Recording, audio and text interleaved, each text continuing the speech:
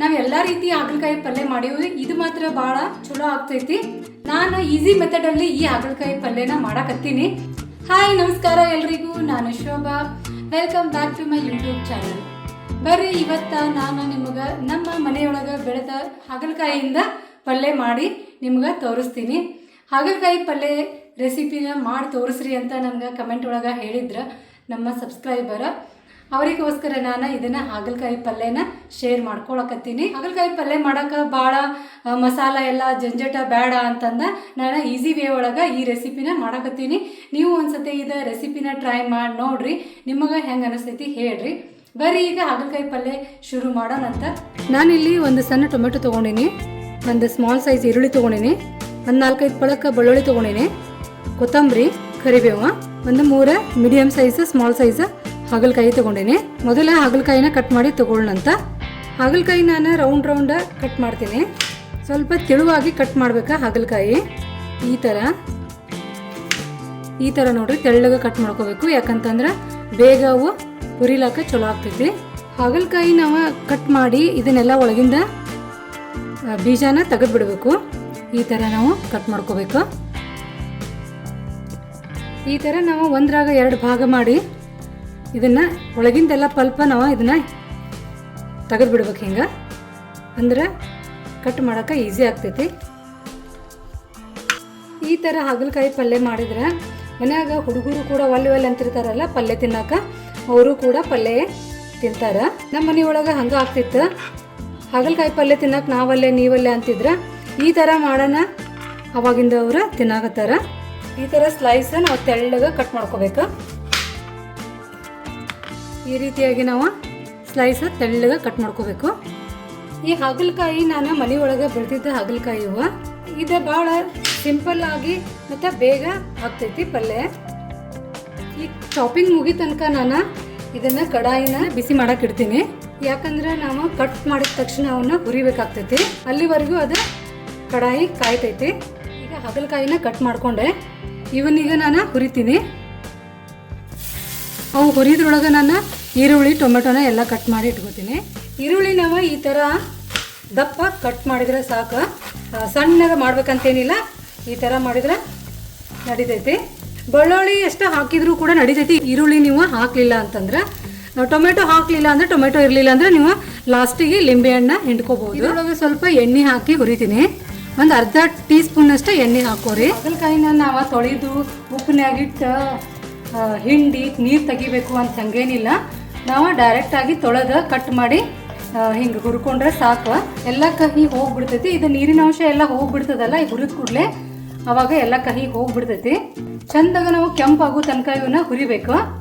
ಇದಕ್ಕೇನು ಶೇಂಗಾ ಪೌಡ್ರ್ ಬೇಕಂತೇನಿಲ್ಲ, ತೆಂಗಿನಕಾಯಿ ತುರಿಬೇಕಂತೇನಿಲ್ಲ. ನಾವು ಹಂಗೆ ಡ್ರೈನ ಮಾಡೋದು ಇದನ್ನು. ಇದು ಬಿಸಿ ರೊಟ್ಟಿ ಒಳಗೆ, ಚಪಾತಿ ಒಳಗೆ ಎಲ್ಲದಕ್ಕೂ ಟೇಸ್ಟ್ ಅನ್ನಿಸ್ತೈತಿ. ಕೆಂಪಾಗೋ ತನಕ ಹುರ್ಕೊಳ್ಳೋದೊಂದು ಇಂಪಾರ್ಟೆಂಟ್. ಟೊಮೆಟೊ ಹಾಕಲಿಲ್ಲ ಅಂತಂದ್ರೆ ಹುಣಸೆಹಣ್ಣಿನ ರಸನೂ ಸ್ವಲ್ಪ ಹಾಕ್ಕೋಬೋದು. ಸ್ವಲ್ಪ ಟೊಮೆಟೊ, ಒಂದು ಸಣ್ಣದ ಟೊಮೆಟೊ ಹಾಕಿ ಸ್ವಲ್ಪ ಮ್ಯಾಗ ಲಿಂಬೆಹಣ್ಣಿನ ರಸ ಹಾಕ್ಬಿಡ್ತೀನಿ. ಯಾಕಂದ್ರೆ ಹುಣಸೆಹಣ್ಣು ನನಗೆ ಒಂದು ಸ್ವಲ್ಪ ಎಸಿಡಿಟಿ ಆಗ್ತೈತಿ. ಅದಕ್ಕೋಸ್ಕರ ನಾನು ಟೊಮೆಟೊನ ಹಾಕ್ತಾ ಇದ್ದೀನಿ. ನೋಡಿ, ಇಷ್ಟು ಕೆಂಪಗಾಗೋ ತನಕ ನಾವು ಹುರಿಬೇಕು. ಇಷ್ಟು ಸಾಕೀಗ. ಇದನ್ನೀಗ ನಾನು ತೆಗೆದ ಒಗ್ಗರಣೆ ಹಾಕ್ತೀನಿ.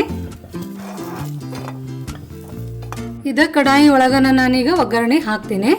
ಆಯಿಲು ಭಾಳ ಹತ್ತಂಗಿಲ್ಲ. ಇದಕ್ಕೆ 1 ಟೀ ಸ್ಪೂನಷ್ಟು ಆಯಿಲ್ ಹಾಕಿದ್ರೆ ಸಾಕು. ಒಂದು ಸ್ವಲ್ಪ ಸಾಸಿವೆ, ಸ್ವಲ್ಪ ಜೀರಿಗೆ, ಕರಿಬೇವನ್ನ ಹಾಕ್ತಾ ಇದ್ದೀನಿ. ಮೊದಲ ಬೆಳ್ಳುಳ್ಳಿನೇ ಹಾಕ್ತೀನಿ. ಇದು ಸ್ವಲ್ಪ ಫ್ರೈ ಆದಮೇಲೆ ಈರುಳ್ಳಿ ಹಾಕೋಣಂತ. ಈರುಳ್ಳಿ ಹಾಕಲಿಲ್ಲ ಅಂದರೆ ಬರೀ ಬೆಳ್ಳುಳ್ಳಿ ಹಾಕಿದ್ರು ಕೂಡ ಟೇಸ್ಟ್ ಆಗ್ತೈತಿ. ಈಗ ಈರುಳ್ಳಿ ಹಾಕ್ತೀನಿ. ಈರುಳ್ಳಿ ಚಂದಾಗ ಬೆಂದ ಮೇಲೆ ನಾವು ಟೊಮೆಟೊ ಹಾಕಬೇಕು. ಈರುಳ್ಳಿ ಬೆಂದಾಗ ನಾನು ಟೊಮೆಟೊ ಹಾಕ್ತೀನಿ. ಈಗ ಟೊಮೆಟೊ ಎಲ್ಲ ಫ್ರೈ ಆದಮೇಲೆ ಸ್ವಲ್ಪ ಉಪ್ಪು ಹಾಕ್ಕೊಳ್ಳೋಣಂತ. ಸ್ವಲ್ಪ ಅರಿಶಿನ ಪುಡಿ, 2 ಟೀ ಸ್ಪೂನ್ ಮಸಾಲೆ ಖಾರ ಹಾಕಕತ್ತೀನಿ. ನಿಮ್ಮ ಕಡೆ ಮಸಾಲೆ ಖಾರ ಇರಲಿಲ್ಲ ಅಂತಂದ್ರೆ ಕೆಂಪು ಖಾರನೂ ನೀವು ಹಾಕೋಬೋದು. ಸ್ವಲ್ಪ ಬೆಲ್ಲನ ಹಾಕ್ರಿ. ಈಗ ನಾನು ಹಾಗಲಕಾಯಿನ ಹಾಕ್ತೀನಿ. ಹಾಗಲಕಾಯಿ ಹಾಕಿದ ತಕ್ಷಣ ಸ್ವಲ್ಪ ಹಿಂಗೆ ಚಂದಾಗ ತಿರುಗಾಡಿ ನೀರು ಹಾಕಬೇಕು. ನೀರು ಹಾಕಿದ ತಕ್ಷಣ ನಾವು ಇದನ್ನು ಮುಚ್ಚಿ ಬಿಡಬೇಕು. ಸ್ವಲ್ಪ ನೀರು ಹಾಕ್ತೀವಲ್ಲ ಅದ್ರೊಳಗನ ಅದು ಉಗುದೊಳಗೆ ಅದು ಬೇಯ್ತೈತಿ.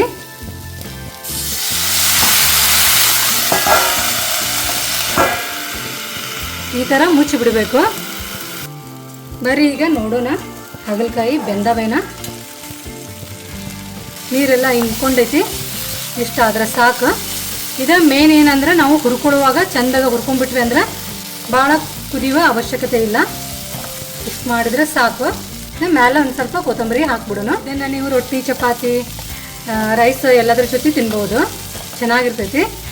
ಈಗ ಒಂದು ಸರ್ವಿಂಗ್ ಬೌಲಿಗೆ ಹಾಕ್ಕೊಳ್ಳೋಣಂತ. ಗ್ಯಾಸ ಆಫ್ ಮಾಡಿಬಿಡೋಣ.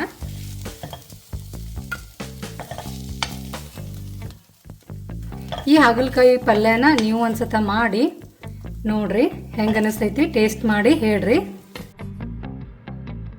ಇದಾಗಿತ್ತ ಇವತ್ತಿನ ಹಾಗಲಕಾಯಿ ರೆಸಿಪಿ. ನಿಮಗೆ ಹೆಂಗೆ ಅನಿಸ್ತ ನೀವು ಮಾಡಿ ಟೇಸ್ಟ್ ಮಾಡಿ ಹೇಳ್ರಿ. ಯಾವ ಥರ ಮಾಡಿದರೂ ಕೂಡ ಕಹಿ ಬಂದೇ ಬರ್ತೈತಿ. ಹಾಗಲಕಾಯಿ ಅಂದ್ರೆ ಅದರ ಗುಣನೇ ಕಹಿ ಇರ್ತೈತಿ. ಆದರೆ ಅದಕ್ಕಿಂತಲೂ ಎಲ್ಲ ಮಾಡಿ ನೋಡಿನಲ್ಲ ನಾನು, ಅದೆಲ್ಲದಕ್ಕಿಂತಲೂ ಇದು ಸ್ವಲ್ಪ ಕಹಿ ಕಡಿಮೆ ಇರ್ತೈತಿ. ಅದಕ್ಕೆ ನನಗೆ ಇದು ಭಾಳ ಚಲೋ ಅನ್ಸೈತಿ. ಆಮೇಲೆ ಇದು ಬೇಗನೂ ಆಗ್ತೈತಿ, ಟೇಸ್ಟಿನೂ ಇರ್ತೈತಿ. ಅದಕ್ಕೋಸ್ಕರ ನಾನು ನಿಮ್ಮ ಜೊತೆ ನಾನು ಶೇರ್ ಮಾಡ್ಕೊಂಡಿದ್ದೀನಿ. ನನ್ನ ಚಾನಲನ್ನು ನೋಡ್ತಾ ಇರಿ, ಸಬ್ಸ್ಕ್ರೈಬ್ ಮಾಡಿರಿ, ಲೈಕ್ ಮಾಡಿರಿ, ಶೇರ್ ಮಾಡಿರಿ, ಕಮೆಂಟ್ ಮಾಡಿರಿ. ಇನ್ನೂ ಯಾವ ರೆಸಿಪಿ ಬೇಕಾಗೈತಿ ಅಂತ ನನ್ನ ಕಮೆಂಟ್ ಒಳಗೆ ನನಗೆ ತಿಳಿಸ್ರಿ. ನಾನು ಅದನ್ನು ಮಾಡಿ ತೋರಿಸ್ತೀನಂತ. ನಮಸ್ಕಾರ ಎಲ್ರಿಗೂ.